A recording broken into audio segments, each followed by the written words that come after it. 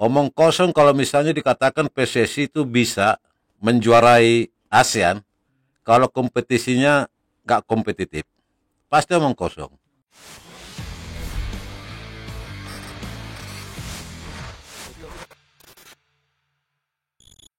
Tamu saya kali ini adalah sosok penting yang pernah menjabat di posisi penting di PSSI beberapa tahun lamanya. Langsung saja kita sapa Bang Togar Manahanero. Halo Bang, apa kabar? Oh, selamat sore. Sore Bang Togar. Banyak yang ingin bertanya Bang Togar selepas dari PSSI, apa kesibukannya Bang sekarang Bang?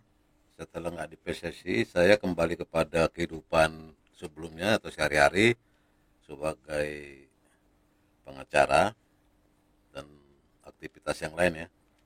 Dan untuk 3 tahun terakhir juga saya aktif sebagai staf khusus dari Ketua DPD Mas Nala yang juga dulu pernah mantan Ketua Umum PSSI. Perbedaan apa Bang yang paling Abang rasakan saat di PSSI dengan seluk-beluk bola Indonesia dan sekarang di jalur yang berbeda Bang? Apa yang paling Abang rasakan?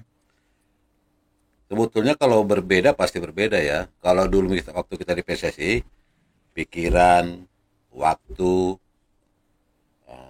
apa hubungan, perkawanan banyak kan di PSSI. Banyak memikirkan hal-hal untuk PSSI atau memonitor tentang karena bidang disiplin waktu itu hal-hal yang tidak pelanggaran-pelanggaran disiplin. Dan ketika di komite wasit memperhatikan semua tingkat penugasan wasit.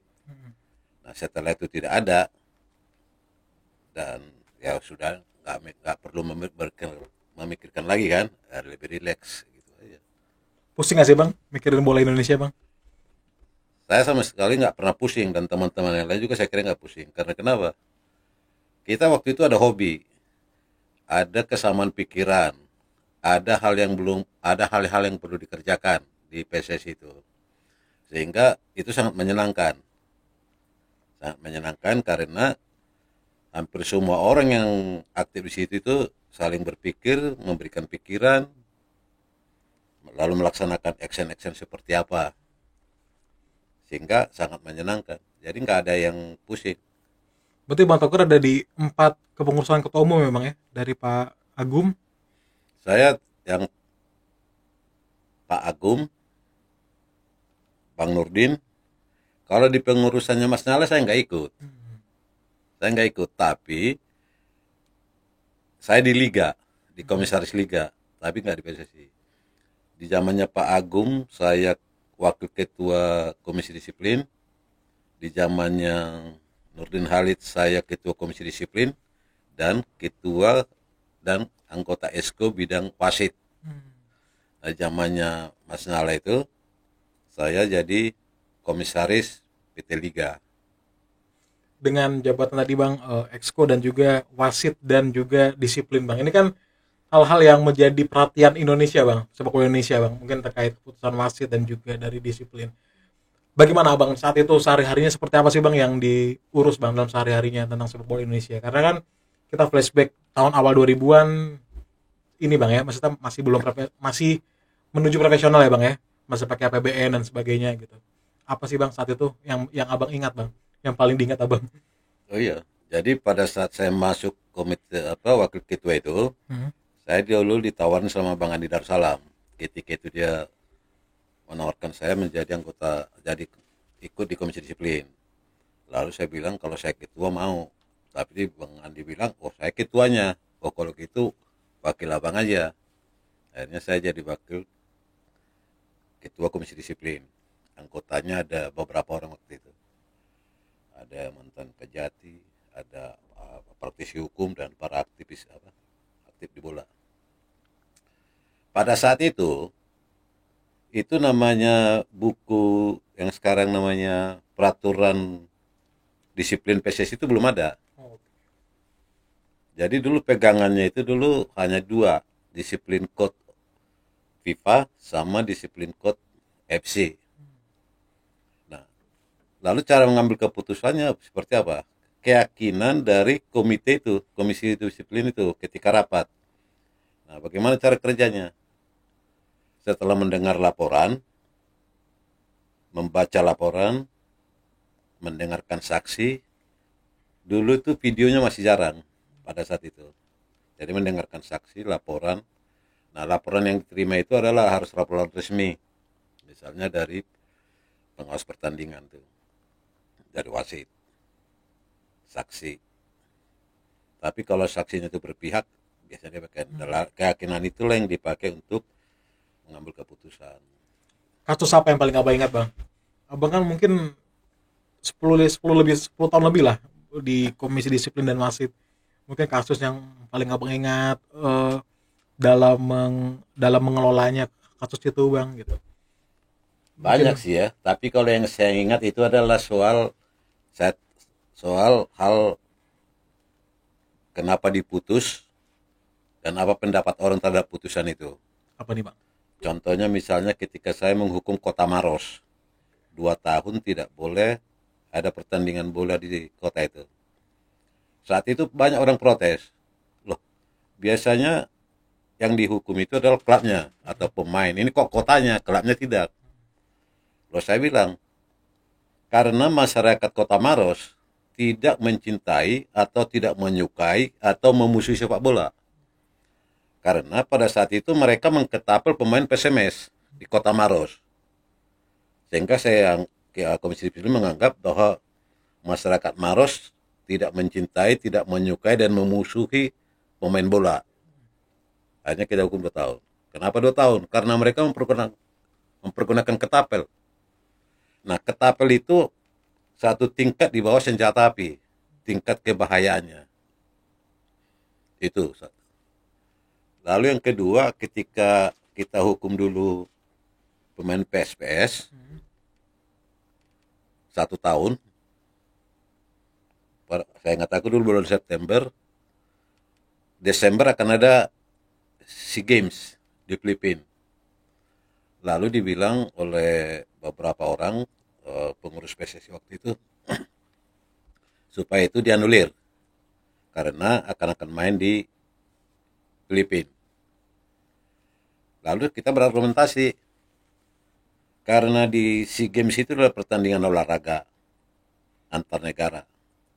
Tentu yang ditonjolkan adalah olahraganya, sportivitasnya. Untuk apa Republik Indonesia ikut bertanding diwakili oleh olahragawan yang tidak disiplin, tidak menghargai sportivitas? Nggak diperlukan. Biarkan aja orang-orang yang olahragawan yang sportif yang bertanding di event-event internasional itu. Republik ini tidak perlu dibela oleh orang-orang tidak sportif. Nah, itulah yang membuat saya terkesan terhadap beberapa putusan. Atau misalnya Kalau klub nih bang, kan zaman dulu kan saya kalau baca koran klub dihukum 3 pertandingan tanpa penonton. Zaman dulu bang sering tuh. Mungkin zamannya oh iya, 2000-an siapa nih bang? Mungkin klub yang banyak. mungkin buat pelajaran juga buat supporter Banyak. sekarang untuk tidak mengulangi kesalahan Banyak. seperti itu. Gitu. Tapi yang mau saya ceritakan adalah beberapa hal yang menurut orang gak pantas dihukum, tapi menurut kita dihukum. Contoh begini, ketika orang banyak penonton di Settleban, dibilang kan nggak apa-apa, ya kan? Kenapa dihukum? Mereka lupa bahwa pemain bola itu bukan keamanan yang dibutuhkan, kenyamanan. Bagaimana bisa pemain bola tim tamu bisa nyaman apabila di belakangnya itu ada supporter lawan? Jadi argumentasi aman nggak diperlukan, kenyamanan. Begitu juga waktu penonton penuh. Mereka bilang, kan nggak ada masalah, nggak mengganggu pertandingan. Lo nggak bisa. Ketika Anda jual tiket untuk menonton kepada masyarakat, bukan soal keamanan toh yang Anda kewajiban dari klub, tapi kenyamanan. Nah, di sepak bola itu cuma masih terkadang keamanan itu untuk level tertentu. Tapi untuk tingkat pemain, wasit, pengawas pertandingan, ofisial, itu harus tingkat kenyamanan yang disiapkan kepada mereka.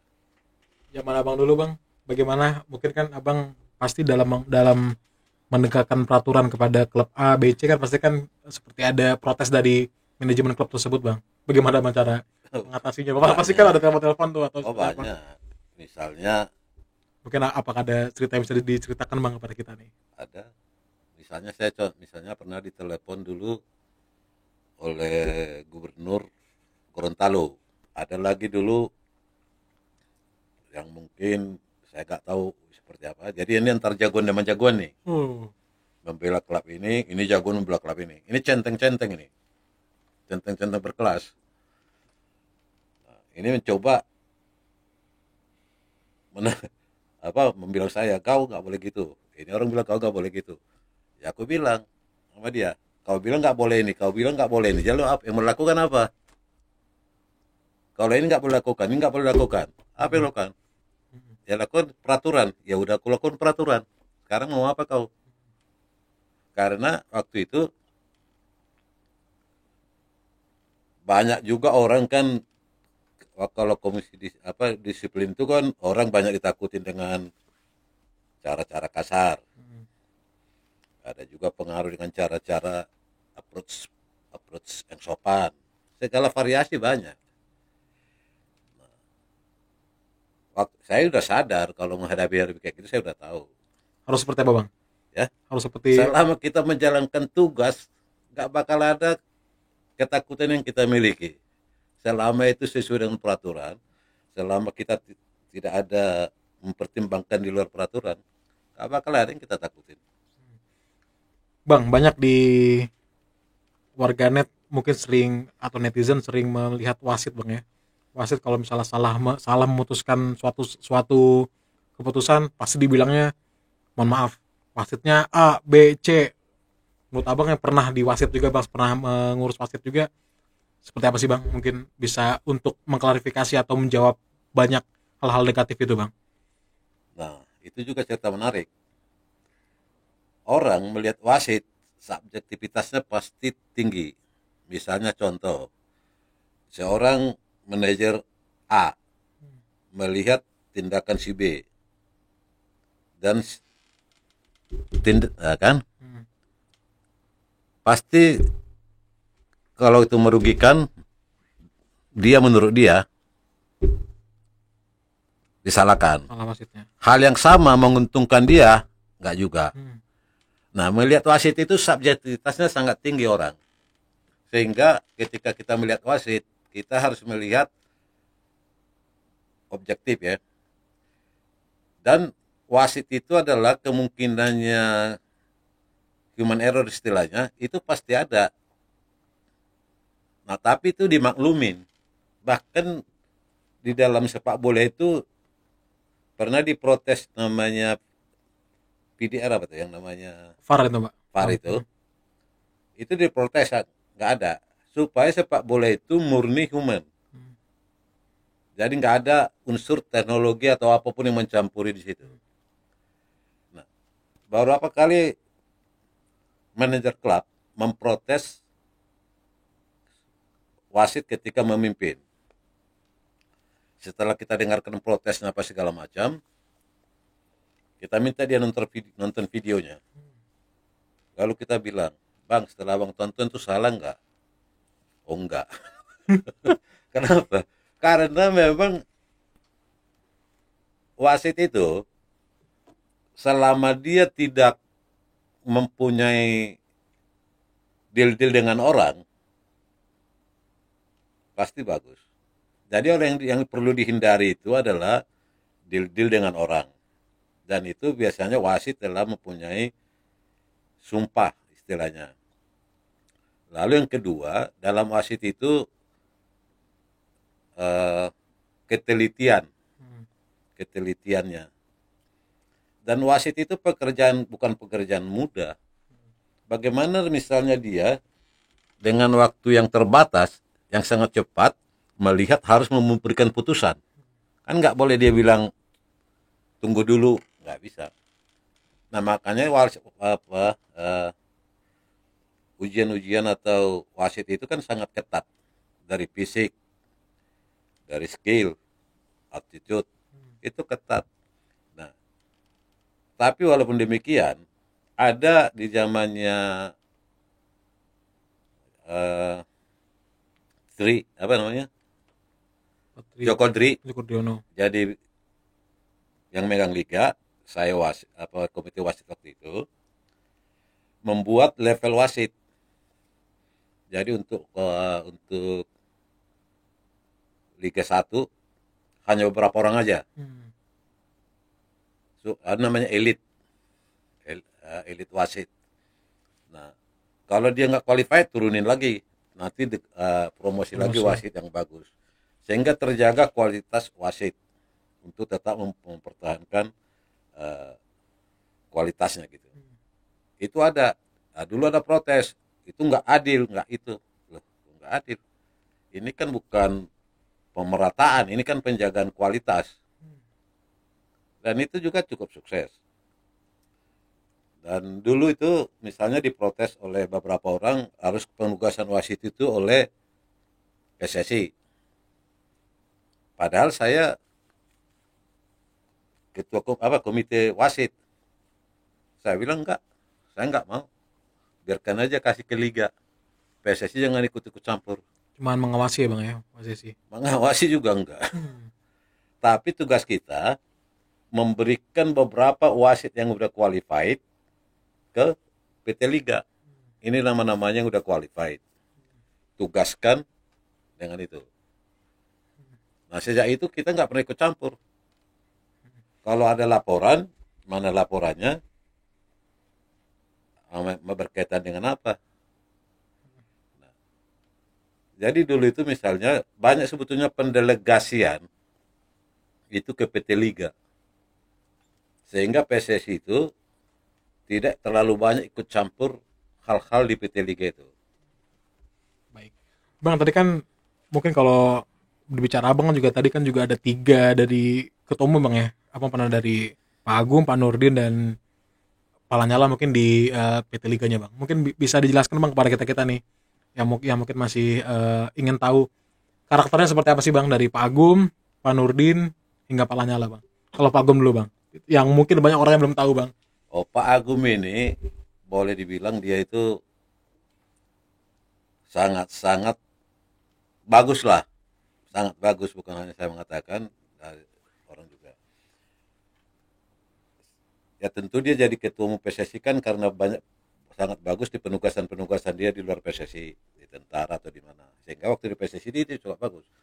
Keinginannya bagus, cara memimpinnya juga bagus, memberikan arahannya bagus.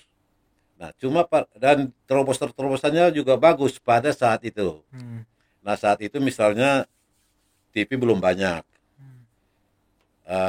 komersialisasi olahraga belum tinggi, tapi terobosan-terobosan dia sudah ada, dan mengambil keputusannya cepat dan pas. Dan di zamannya Pak Agung lah mulai terjadi transisi, PSSI itu punya nilai, bisa dijual. Misalnya kalau dulu orang main bola itu untuk disiarkan TV, pertandingan timnas, kita bayar TV.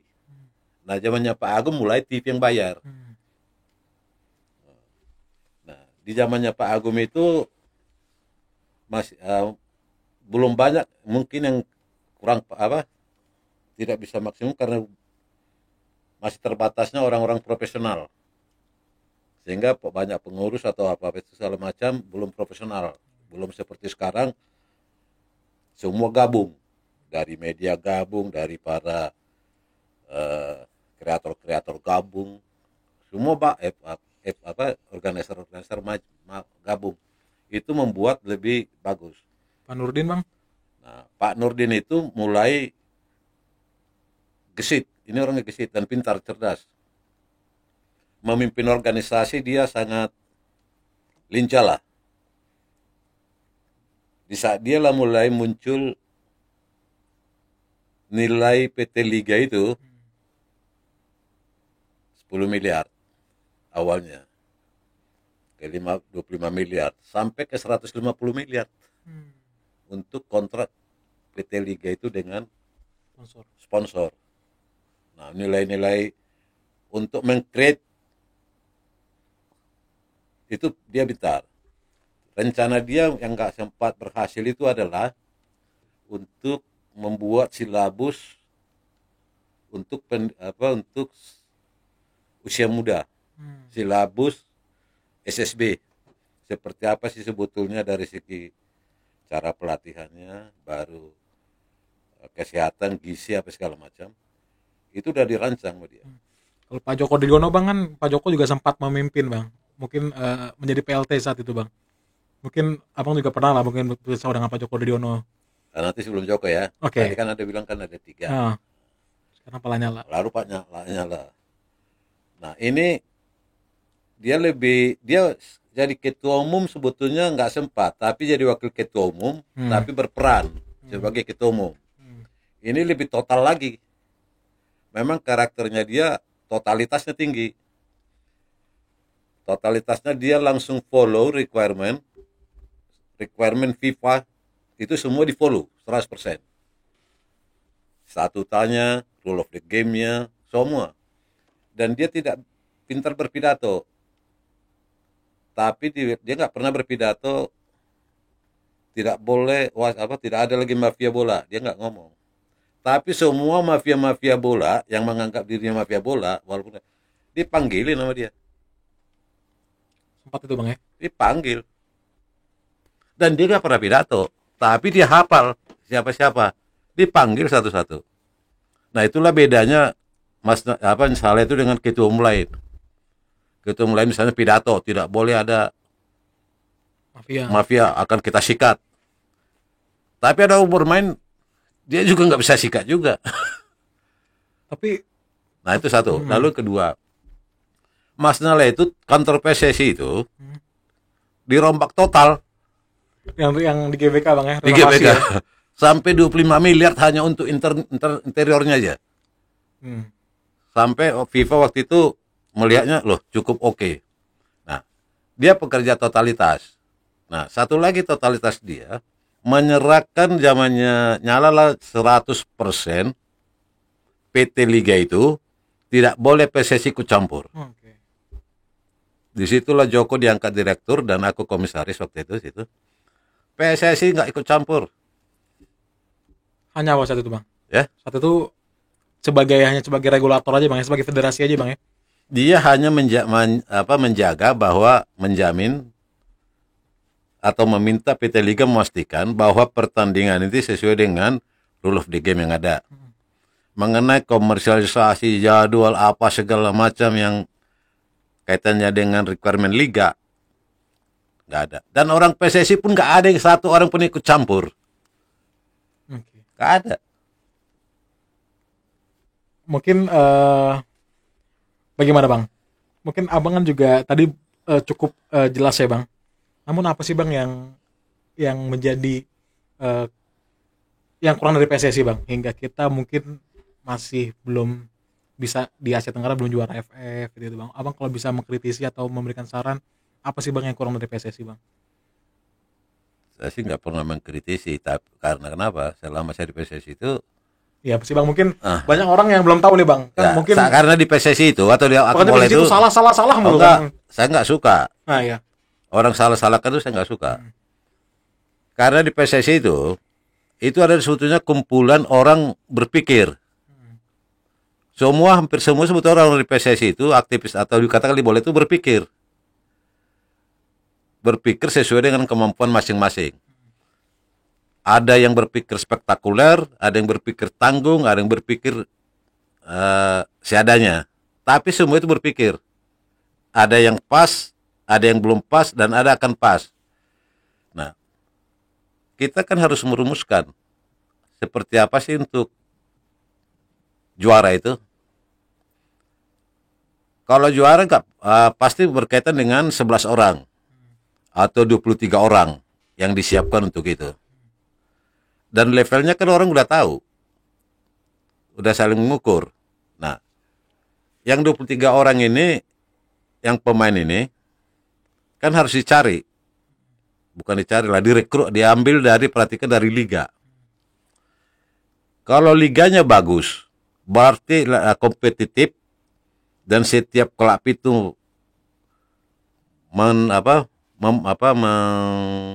merekrut pemain-pemain yang bagus. Dari inilah dipilih oleh tim pelatih PSSI. Mana yang terbagus dari mungkin 500 lebih ya para pemain itu ya untuk timnas.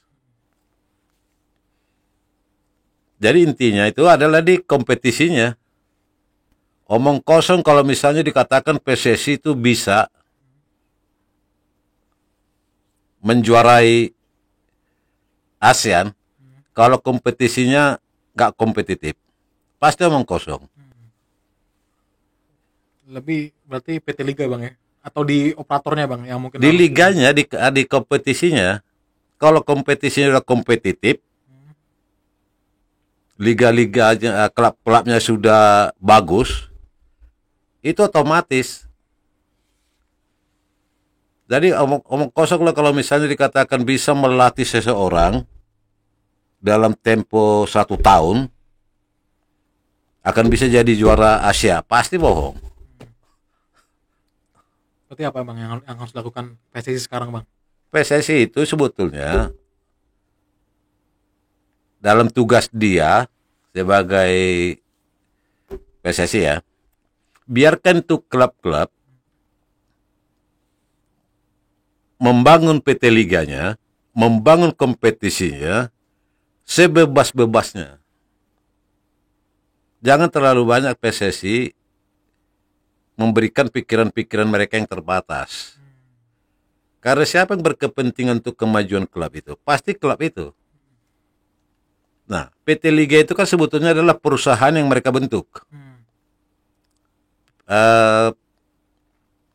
PSSI itu hanya megang 1% aja kalau nggak saham situ. Iya. Itu golden share. Klub ya bang. 99 klub. Nah, selama itu dipastikan bahwa rule of the game-nya sama dengan yang distandarkan oleh bola dunia atau FIFA, biarkan. Nah, bahkan PSSI itu harus menciptakan atau meminta kepada PT Liga bagaimana PT Liga ini berusaha atau mempersiapkan orang untuk membangun klub-klub itu. Targetnya adalah bagaimana klub-klub itu kaya. Harus targetnya ke sana. Kalau misalnya PSSI tidak memberikan penugasan atau tidak mendukung PT Liga, memberikan kesempatan kepada semua klub itu supaya kaya raya, akan gagal. Kaya di bidang SDM, kaya di bidang manajemen, kaya di bidang aset, kaya di bidang komersialnya. Jadi intinya harus berusaha membuat klub kaya raya dulu bang ya. Harus. Habis kaya raya pasti akan membuat Pasti, pemain yang berkualitas ya bang. Pasti. Itu nggak perlu dipikirin lagi. Nggak perlu dipikirin. Apapun nggak perlu dipikirin lagi. Karena itu otomatis. Karena kalau kaya raya itu seperti apa ya, membangun klub itu menjadi klub yang hebat, dibantu oleh SDM-nya. SDM itu apa saja? Manajemen, pencari talenta, apa segala macam. Dan itu akan berefek luas. Nah, apa peranan PSSI misalnya untuk sementara mengapproach pemerintah untuk membantu klub-klub di daerah, paling tidak membangun stadion. Itu aja dulu. Karena kalau dari stadionnya bagus, biarkan klub daerah itu kalau SDM-nya lo bagus, klubnya lo bagus, pasti mereka bisa mendapatkan duit sendiri, mengkomersialkan stadion, mengkomersialkan semuanya. Nah, selama misalnya pikirannya bahwa klub itu hanya sekedar main, jangan harap. Karena sumber pendapatan atlet, pemain bola, kan dari klub. Bagaimana mungkin seorang pemain bola bersemangat kalau tidak memprediksi penghasilannya besar? Nah, bagaimana penghasilan besar dibayar oleh klub kalau klub itu nggak dibangun? Itu. Nah, Joko Driono dulu targetnya Joko Driono dulu sebanyak-banyaknya klub itu kaya. Dan apakah sekarang sudah ada bang sosok pengganti Pak Joko Driono di sepak bola Indonesia bang? Belum ada saya lihat. Belum. Karena kenapa? Selain dia, memang dia berpikirnya jernih, berbicaranya jernih, memahami bola itu jernih, ya, membangunnya parsial apa mana-mana yang dibangun itu secara bertahap pas jernih, tahapannya bagus. Jadi semoga ada bang ya, mungkin dari teman-teman kita yang masih berpikiran untuk sepak bola yang masih muda-muda juga bisa ya bang ya, menjadi pemikir dalam sepak bola ya bang ya, untuk menentukan jadwal juga ya bang. Karena kan dari Pak Joko saat itu kan menciptakan beberapa terobosan bang, jadwal seperti yang paket tandang dan seperti apa gitu bang, untuk pengiritan dari klub bang, dari pengeluaran klub. Oh iya, semua dipikirkan dengan simpel. Jadi kalau misalnya zaman dulu itu ada beberapa orang ditugaskan jadwal, itu dia punya kertas lebar gitu, coret sana, tip X sini, coret sana, tip X sini. Tapi Joko itu setelah meneliti mempunyai sistem. Jadi kalau ada perubahan dikit aja, dia nggak perlu coret-coret, selesai. Sehingga ada kepastian terhadap klub kapan dia main, kalaupun ditunda kapan dia akan main. Nah, kepastian-kepastian seperti itu yang harus diberikan kepada klub. Nah, jangan sampai klub itu was-was kapan kita main. Jangan, harus nyaman. Jadi klub itu harus sampai merasa bahwa dia diservis. Abang kemarin lihat tuh nggak bang yang PSG Pati lawan Persiraja bang, yang pemain PSG Pati menendang kaki naik ke kepala bang gitu. Aku nonton di YouTube-nya gocekannya Bung Toel. Bung Toel. Menurut abang, kalau abang menjadi komdis, hukuman seperti apa bang? Atau abang akan melakukan apa? Ini mungkin kita 2 pertanyaan terakhir bang. Pertanyaan pertama saya pengen itu dulu. Bagaimana kalau seandainya abang saat Gini. Aku nggak mau memberikan pendapat gitu ya, karena itu kan belum dihukum oleh Komdis. Jadi aku nggak mau berikan pendapat supaya nggak mempengaruhi gitu kan. Biarkan aja mereka menilai. Tapi aku nggak beri pendapat, kecuali misalnya udah diberikan putusan oleh Komdis, ya saya mengatakan wajar atau tidak wajar. Tapi yang pasti begini, itu PSSI sebagai yang punya otoritas harus bertanggung jawab memberikan sesuatu tindakan. Karena tidak ada orang memberikan tindakan kepada dia itu selain komisi disiplin. Karena tindakan dia ini pasti musuh dari olahraga. Jangankan musuh dari klub yang dipukul sama dia, teman-teman satu timnya dia pasti juga dimusuhi. Kok bisa seorang olahragawan mencederai olahragawan? Itu kan udah salah. Nah, oleh karena itu dia ini harus diberikan sanksi. Soal sanksi seperti apa tentu komisi disiplin. Tapi PSSI jangan pernah lupa, itu tugas dia untuk mendisiplinkan semua seperti itu. Dan tidak diperlukan alasan-alasan apapun untuk menghindar, untuk memberikan tindakan kepada pemain-pemain seperti ini. Dan jangan dianggap ini apa istilahnya, hanya angin lalu gitu bang ya. Angin lalu, gitu jangan. Dan jangan dianggap bahwa anggota timnya sendiri akan mendukung sikapnya dia itu. Tidak. Tak satu pun ada yang mendukung olahragawan mencederai olahragawan. Terakhir bang, harapan bang untuk sepak bola Indonesia bang dari seorang Bang Togar. Karena yang tentunya harapan dari kita banyak bang, tapi dari abang sendiri yang pernah di PSSI lama dan di PT Liga, apa sih bang harapannya yang mungkin juga bisa didengar oleh teman-teman dari federasi bang gitu, atau pesan juga gitu? Kalau saya sementara yang bisa saya simpulkan, dan saya amati dari misalnya organisasi-organisasi sepak bola di beberapa negara, PSSI itu supaya menyerahkan PT Liga dengan agendanya, dengan semuanya 100% dikelola oleh PT Liga. Jangan ikut campur ya bang. Jangan ikut campur. Dia hanya care kepada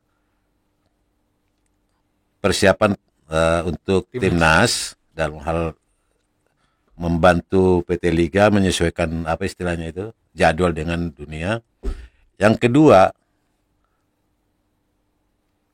untuk sementara sebelum klub-klub ini mandiri semuanya, menemukan cara mencari pemain yang benar, atau paling tidak bagaimana cara atau silabus untuk usia dini.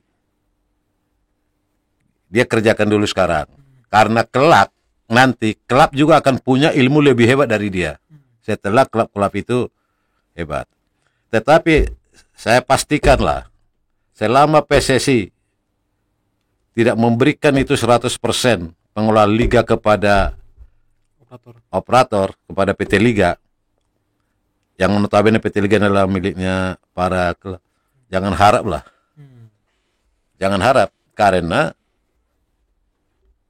kepentingannya beda. Jadi intinya adalah serahkanlah 100% kepada 100%. PSSI hanya mengawasi bahwa mereka memfollow rule of the game. Di luar itu nggak ada. Oke. Dengan diserahkannya itu kepada PT Liga, yang klub-klub itu harus mencari Sponsor. bukan sponsor, manajemen yang tepat sehingga bisa membangun. Kan yang menunjuk direktur kan mereka. Itu harus dicari. Kalimat penutup yang mungkin bisa menjadi opsi juga Bang ya untuk PSSI ke depannya untuk bagaimana menyerahkan 100% kepada operator dari tadi Bang Togar sampaikan. Terima kasih Bang Togar, kesempatan di sore kali ini yang sangat penting bagi saya dan juga Akurusi TV Bang.